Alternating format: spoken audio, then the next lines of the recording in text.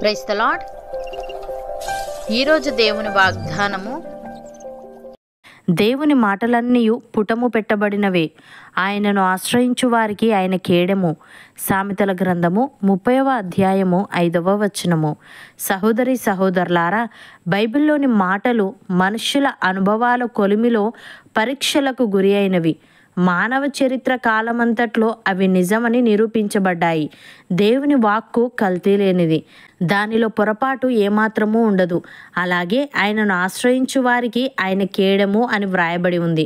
అనగా ఆయనను ఆశ్రయించు వారికి ఎవరైనా కీడు చేయాలనుకుంటే మొదటగా ఆయనను దాటుకొని వెళ్ళాలి. జీవితంలో ఎదురయ్యే అన్ని పరిస్థితుల్లోనూ మనల్ని ఆదుకొని పరిపూర్ణమైన సంరక్షణ ఆయన మనకివ్వగలవాడు. ఆయనలో నమ్మకం ఉంచడం ద్వారా ఆయనిచ్చే భద్రతను, ఆయనిచ్చే ఆశీర్వాదాలను మనం పొందుకోగలం. భక్తుడు ఈ విధంగా అంటున్నాడు, యెహోవా నా ఆశ్రయము, నా కేడము, నా హృదయము ఆయన యందు నమ్మకం ఉంచెను గనుక నాకు సహాయము కలిగెను. కావున నా హృదయము ప్రహర్షించుచున్నది, కీర్తనలతో నేను ఆయనను స్తుతించుచున్నాను. యెహోవా తన జనులకు ఆశ్రయము, ఆయన తన అభిషిక్తునికి రక్షణ దుర్గము.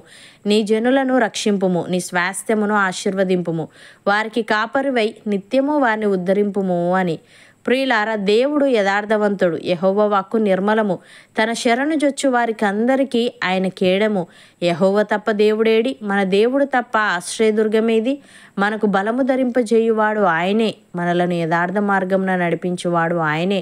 ఆయన మన కాళ్ళు జింక కాళ్ళ వలె చేయుచున్నాడు, ఎత్తైన స్థలముల మీద మనలను నిలుపుచున్నాడు.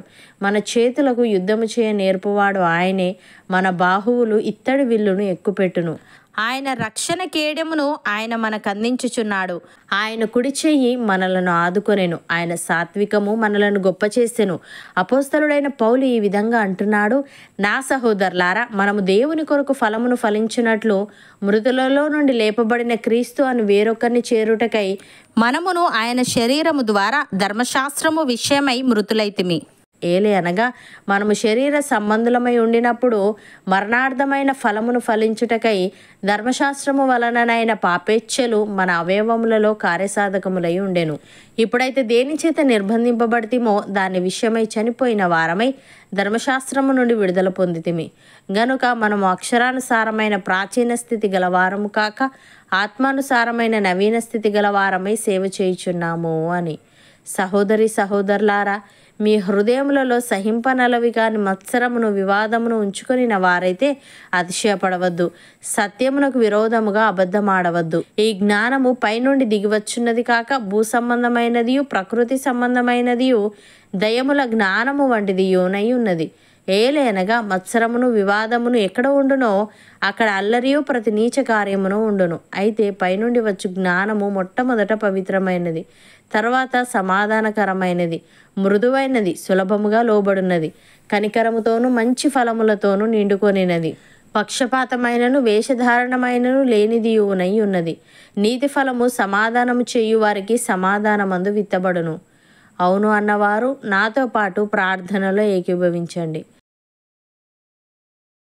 పరిశుద్ధుడా, ప్రేమగల తండ్రి, నీ మాటలన్నీ పుటము పెట్టబడినవేనని, నేను ఆశ్రయించు వారికి నీవు కేడమని, వారికి ఎవరైనా కీడు చేయాలనుకుంటే మొదటగా నిన్ను దాటుకొని వెళ్ళాలని తెలియజేశావు. తండ్రి, నీకు స్తుతులు.